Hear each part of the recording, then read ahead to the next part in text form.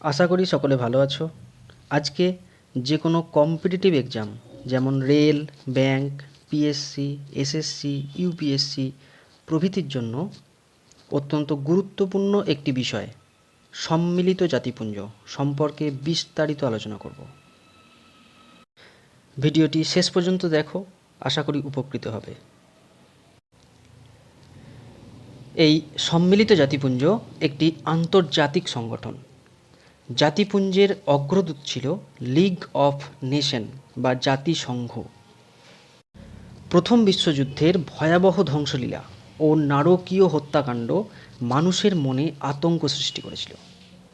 এই সময়ে বিশ্বের শান্তিকামী রাষ্ট্রনেতাগণ বিশ্ব শান্তি প্রতিষ্ঠার উদ্দেশ্যে একটি আন্তর্জাতিক প্রতিষ্ঠান গঠনের প্রয়োজনীয়তা উপলব্ধি করেছিলেন।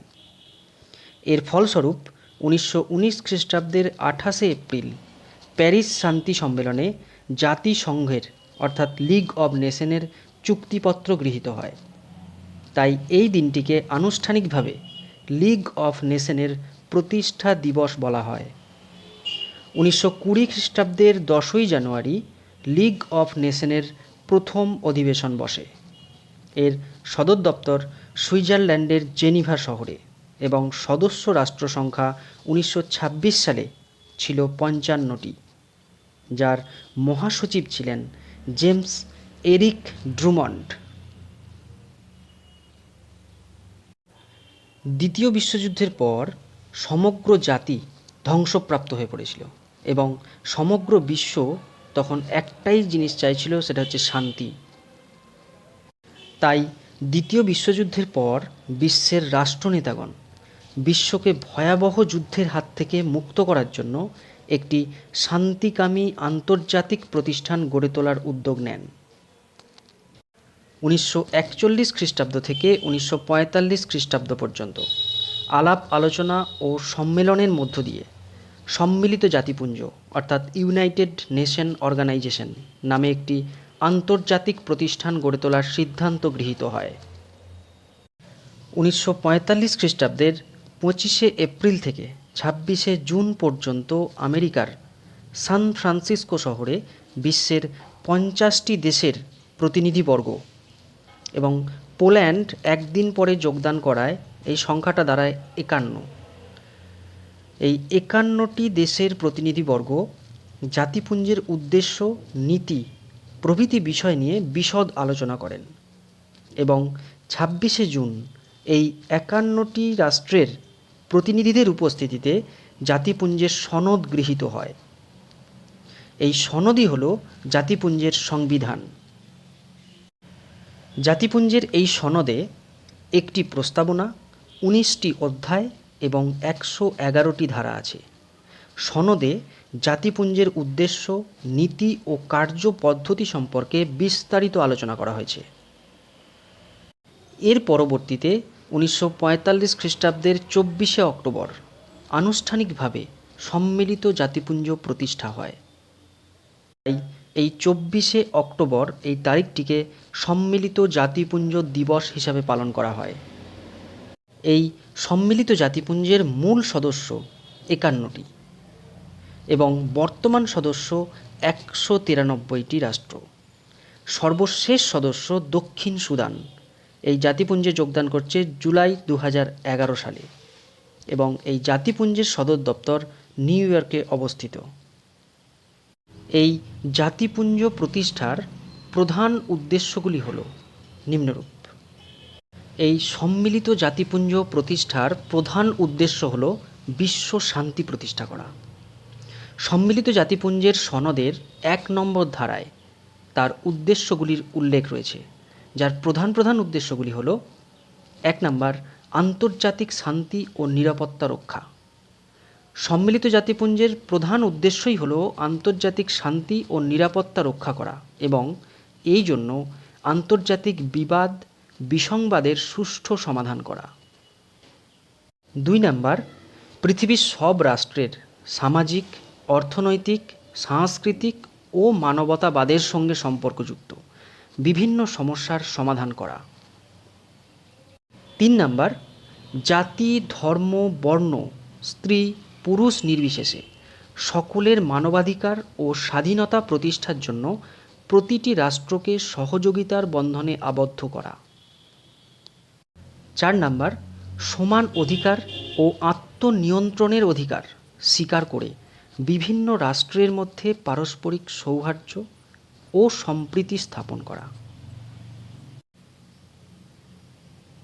এই সম্মিলিত জাতিপুঞ্জের প্রধান প্রধান অর্গানগুলি হল জেনারেল অ্যাসেম্বলি বা সাধারণ সভা, দি সিকিউরিটি কাউন্সিল বা নিরাপত্তা পরিষদ, the economic and social council বা অর্থনৈতিক ও সামাজিক পরিষদ, দি ট্রাস্টশিপ কাউন্সিল বা ওছি পরিষদ, the international court of justice বা আন্তর্জাতিক বিচারালয়, আর লাস্ট দি সেক্রেটারিয়েট বা কর্মদপ্তর বা সচিবালয়। শুরুতেই আসি সাধারণ সভা বা জেনারেল অ্যাসেম্বলি। জাতিপুঞ্জের সনদের 9 থেকে 12 নম্বর ধারায় সাধারণ সভা সম্পর্কে আলোচনা করা হয়েছে। জাতিপুঞ্জের কেন্দ্রীয় আলোচনা স্থলই হল এই সাধারণ সভা বা জেনারেল অ্যাসেম্বলি। সংগঠনের সকল সদস্যের সমান মর্যাদায় প্রতিনিধিত্ব করার সুযোগ এই সংস্থার রয়েছে। একে প্রতীকী অর্থে town meeting of the world বলা হয়। এই সভার বর্তমান সদস্য সংখ্যা 193। প্রত্যেক সদস্য রাষ্ট্র 5 জন করে প্রতিনিধি এই সাধারণ সভার অধিবেশনে পাঠাতে পারে। এই সাধারণ সভায় একজন সভাপতি ও 21 জন সহ সভাপতি থাকেন। এই সাধারণ সভার যে কোনো সিদ্ধান্ত গ্রহণের ক্ষেত্রে 2/3 সংখ্যাগরিষ্ঠতা লাগে। সনদে উল্লেখিত যে কোনো বিষয়, আন্তর্জাতিক শান্তি ও নিরাপত্তা, নিরস্ত্রীকরণ, অস্ত্র নিয়ন্ত্রণ এবং সামাজিক ও সাংস্কৃতিক বিষয়সমূহ নিয়ে সাধারণ সভায় আলোচনা হতে পারে। তবে এই সিদ্ধান্ত গ্রহণের ক্ষেত্রে যে বিষয়গুলো বিশেষ গুরুত্ব দেওয়া হয় সেটা হলো শান্তি এবং নিরাপত্তা, নতুন সদস্যদের সংযুক্তি এবং বাজেটের বিষয়। এই সাধারণ সভার অধিবেশন প্রতি বছর সেপ্টেম্বর মাসে বসে এবং এই অধিবেশনে সদস্য রাষ্ট্রগুলি স্বাচ্ছন্দ্যে তাদের মতামত প্রকাশ করতে পারে। এই সাধারণ অধিবেশনে যে হল থাকে, যে হলে এই অধিবেশনটা হয়, সেই হলে বসার ব্যবস্থা প্রতিটা অধিবেশনে পরিবর্তন হয়। যেমন 74তম অধিবেশনের সময় অর্থাৎ 2019 থেকে 20 সাল এই কক্ষের প্রথম আসন ছিল ঘানার দখলে। এরপর আসি নিরাপত্তা পরিষদ বা দ্য সিকিউরিটি কাউন্সিল। জাতিপুঞ্জের সর্বোচ্চ ক্ষমতা সম্পন্ন ও আলোচিত অঙ্গ বা সংস্থা হল এই নিরাপত্তা পরিষদ। এই নিরাপত্তা পরিষদের ওপর শান্তি ও নিরাপত্তা রক্ষার প্রধান দায়িত্ব অর্পিত রয়েছে। জাতিপুঞ্জের সনদের 5ম অধ্যায়ে 23 থেকে 32 নম্বর ধারায় নিরাপত্তা পরিষদের গঠন ও কার্যাবলী সম্পর্কে আলোচনা করা হয়েছে। নিরাপত্তা পরিষদ সারা বছরই যে কোনো সময়ে যে কোনো দিন বৈঠক আহ্বান করতে পারে। নিরাপত্তা পরিষদের সদস্যগণ বছরে একবার নিউ ইয়র্কে, এটা এপ্রিল মাসে, ও আরও একবার জেনিভাতে জুলাই মাসে অধিবেশন আহ্বান করে। এই অধিবেশনে পরিষদের অধীন সকল কমিশন ও কমিটির কার্য বিবরণী আলোচনা করা হয়। নিরাপত্তা পরিষদের প্রধান কর্তব্যই হল বিশ্ব শান্তি ও নিরাপত্তা রক্ষা করা। এই নিরাপত্তা পরিষদের প্রধান কার্যালয় নিউ ইয়র্কে অবস্থিত। নিরাপত্তা পরিষদের রাষ্ট্রপতি প্রতি মাসে রোটেশন অনুযায়ী পরিবর্তনশীল। যেমন 2021 সালের আগস্ট মাসে এই নিরাপত্তা পরিষদের রাষ্ট্রপতির দায়িত্বে ছিল ভারত। নিরাপত্তা পরিষদের বর্তমান সদস্য সংখ্যা 15। এর মধ্যে স্থায়ী সদস্য সংখ্যা 5 এবং অস্থায়ী সদস্যের সংখ্যা 10। স্থায়ী সদস্য রাষ্ট্রগুলি হল আমেরিকা যুক্তরাষ্ট্র, ইংল্যান্ড, ফ্রান্স, রাশিয়া এবং চীন। আর বাকি 10টি অস্থায়ী সদস্যের মধ্যে এশিয়া ও আফ্রিকার দেশগুলির জন্য নির্দিষ্ট থাকে 5টি আসন, পশ্চিম ইউরোপ ও অন্যান্য দেশ থেকে 2টি, লাতিন আমেরিকার থেকে 2টি এবং পূর্ব ইউরোপ থেকে একটি অস্থায়ী সদস্য নির্বাচিত হয়। এরপর আসি অর্থনৈতিক ও সামাজিক পরিষদ বা the economic and social council. জাতিপুঞ্জের সনদের 61 থেকে 72 নম্বর ধারায় অর্থনৈতিক ও সামাজিক পরিষদ সম্পর্কে আলোচনা করা হয়েছে। এই সংস্থার প্রধান কর্তব্য হল আন্তর্জাতিক ক্ষেত্রে সামাজিক, সাংস্কৃতিক, অর্থনৈতিক, শিক্ষা, স্বাস্থ্য প্রভৃতি বিভিন্ন বিষয় সম্পর্কে সমীক্ষা করে সাধারণ সভা, নিরাপত্তা পরিষদ বা সংশ্লিষ্ট বিশেষ সংস্থাসমূহের কাছে নিজের সুপারিশ পেশ করা। এছাড়া বিতর্ক, উন্নয়ন উদ্ভাবনী চিন্তাভাবনা, স্থিতিশীল উন্নয়ন ইত্যাদি প্রতিফলনের জন্য জাতিসংঘের কেন্দ্রীয় প্ল্যাটফর্ম হল অর্থনৈতিক ও সামাজিক পরিষদ। এখানে জাতিসংঘের প্রধান প্রধান কনফারেন্স ও সামিট ফলো আপ করা হয়। অর্থনৈতিক ও সামাজিক পরিষদের বর্তমান সদস্য সংখ্যা 54। প্রতি বছর 18 জন সদস্য অবসর গ্রহণ করেন এবং 18 জন নতুন সদস্য নির্বাচিত হন। প্রত্যেক সদস্য 3 বছরের জন্য নির্বাচিত হন, তবে কার্যকাল শেষ হওয়ার পর তারা পুনর্নির্বাচিতও হতে পারেন।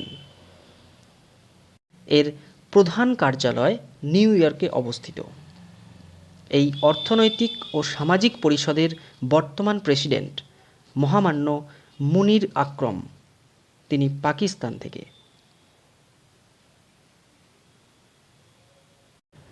অর্থনৈতিক ও সামাজিক পরিষদ নিজের কার্যাবলী সুষ্ঠুভাবে সম্পাদন করার জন্য অনেক কমিটি বা কমিশন গঠন করেছে। এই কমিটিগুলির মধ্যে অন্যতম হল negotiation committee, programme committee, committee on non governmental organization আর ইন্ডাস্ট্রিয়াল ডেভেলপমেন্ট কমিটি।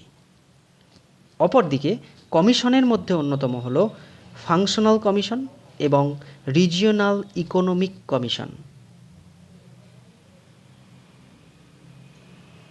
এরপর আসি দি ট্রাস্টশিপ কাউন্সিল বা ওছি পরিষদ।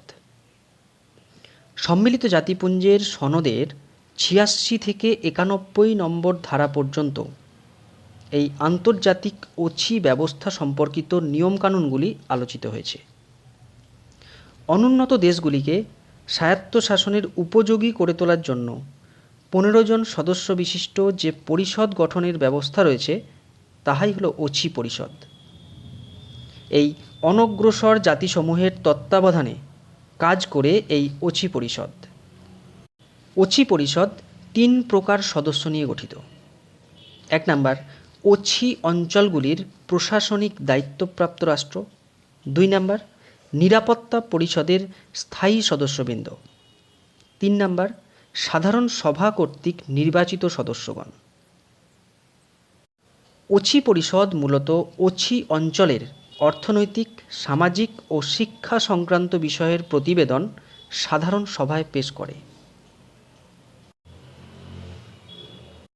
এরপর আসি the international court of justice বা আন্তর্জাতিক বিচারালয়। এটি জাতিসংঘের প্রধান বিচার বিভাগ। জাতিসংঘের সনদের 2 নম্বর ধারায় আন্তর্জাতিক বিচারালয়ের গঠন সম্পর্কে বলা হয়েছে এবং সনদের 3 নম্বর ধারায় এদের বিচারপতি সম্পর্কে আলোচনা করা হয়েছে। আন্তর্জাতিক আদালত প্রধানত আন্তর্জাতিক চুক্তি ও আইনের ব্যাখ্যা, আন্তর্জাতিক দায় দায়িত্ব লঙ্ঘন, আন্তর্জাতিক দায়িত্ব ভঙ্গের ক্ষতিপূরণের পরিমাপ নির্ধারণ প্রভৃতি কর্তব্য পালন করে থাকে। এর সাথে সাথে বিভিন্ন রাষ্ট্রের আইনি প্রশ্নে উপদেশমূলক মতামত প্রদান করে থাকে। 15 জন বিচারপতিকে নিয়ে এই আদালত গঠিত হয়।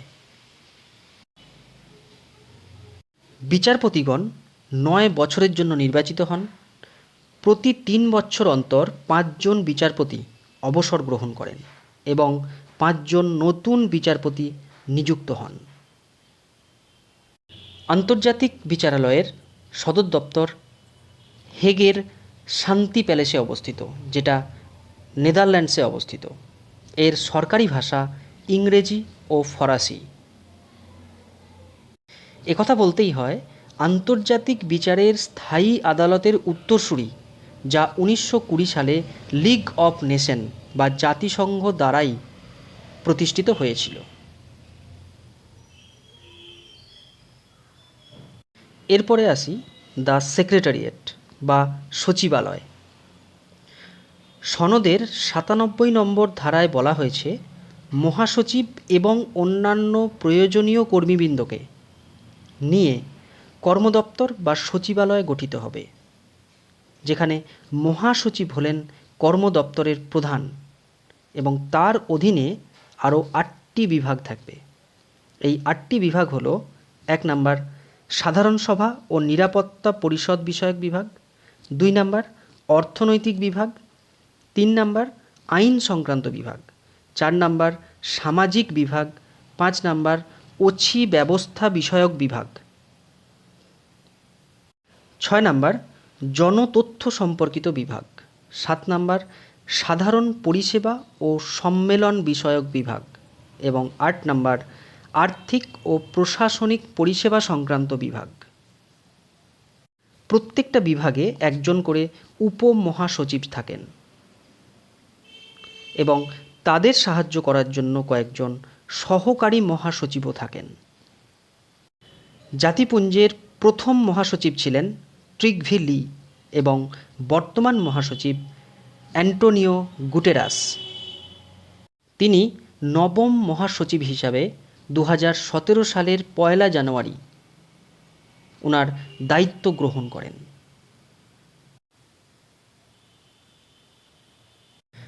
মহাসচিব হওয়ার আগে তিনি 2005 সালের জুন মাস থেকে 2015 সালের ডিসেম্বর মাস পর্যন্ত জাতিসংঘের শরণার্থীদের জন্য হাই কমিশনার হিসাবে দায়িত্ব পালন করেছেন এবং 1995 সাল থেকে 2002 সাল পর্যন্ত পর্তুগালের প্রধানমন্ত্রী হিসাবে দায়িত্ব পালন করে এসেছেন। মহাসচিবের প্রধান কাজ হল কর্মদপ্তরের কর্মচারীদের নিয়োগ ও অপসারণ, জাতিপুঞ্জের বিভিন্ন বিভাগের বৈঠকের ব্যবস্থা করা ও তাদের মধ্যে সমন্বয় সাধন করা, সাধারণ সভা ও নিরাপত্তা পরিষদের বিভিন্ন অধিবেশনের কর্মসূচি নির্ধারণ করা ইত্যাদি। ভিডিওটি দেখে উপকৃত হলে বন্ধুদের সাথে শেয়ার করো, চ্যানেলটি সাবস্ক্রাইব করো, লাইক করো এবং কমেন্ট করো। ধন্যবাদ।